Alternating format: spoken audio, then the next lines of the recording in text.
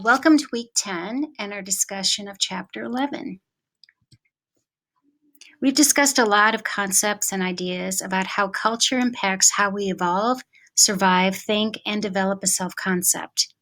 In this chapter, we discussed how cultural factors like independence and interdependence, individualism and collectivism play a role in how we view relationships, to whom we are attracted, who we trust, and how we pursue love and marriage. In 2017, People magazine named Julia Roberts as the world's most beautiful woman. I wonder what you think about this. And I wonder how people across the globe would feel about this distinction. My first question is, what do you find physically attractive? Your answer is definitely influenced by your culture and the cultural norms that guide your life. Take, for example, the efforts women across the world go through to meet the norms of beauty and strength. For example, this woman from Thailand shows how women elongate their necks by adding rings around their necks as they grow. Another example is this Mercy woman from Ethiopia, where they insert progressively larger and larger ceramic discs into a hole to stretch their lower lip. And possibly more familiar is a photo of actress Megan Fox, a U.S. woman who applies makeup and undergoes a beauty regimen that may consist of plucking her eyebrows, whitening her teeth, straightening her hair to meet our norms of attractive. Although culture and context can deem what is viewed, consciously or unconsciously, as attractive, some universals have been found, including having a clear complexion, bilateral symmetry, and average features.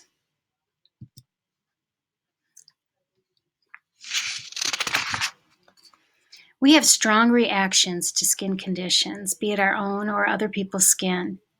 Evolutionary-wise, blemishes on the skin tend to signal poor health and the presence of maybe parasites or even diseases, leading to our preference for clear complexions as a signal of good health. Remember in Chapter 3, we discussed evoked culture, a proposition wherein environmental conditions can evoke certain responses from people. In this respect, across the world, people emphasize attractiveness when looking for a mate. In terms of evolution, viability, attractive individuals are those who are less likely to be suffering from parasitic infections, and so have symmetry and smoothness to their appearance. Although this is not always a conscious factor in attraction, the cosmetic industry has profited greatly in terms of products developed and marketed towards our attraction to lighter, clear skin. In fact, the goal of having blemish-free, light skin is revered in Asian countries where skin bleaching is a norm. Such standards have been referred to as colorism or shadeism, the discrimination that exists between lighter-skinned and darker-skinned members of the same community. Lighter tones are considered more beautiful, desirable, and are ranked higher within the community. In fact, according to the article, Why Are India's Beauty Standards So Messed Up?, it was estimated that India's skin bleaching market made over $450 million per year. Another study revealed that 4 out of 10 women from several Asian countries use skin whitener cream to lighten their skin. In fact, for individuals in India and other countries, lighter skin can be a factor emphasized in matrimonial advertisements and contracts. Another marker of attraction in health is facial symmetry, where symmetry indicates an organism, a person in this case, developed under ideal conditions. The idea is that genetic mutations, pathogens, or stressors in the womb can lead to asymmetrical development. Again, although this is not always a conscious issue, on average, asymmetrical faces are viewed as less attractive. And finally, people across cultures are attracted to averagely proportioned facial features, average eyes, noses, mouths, and even smiles.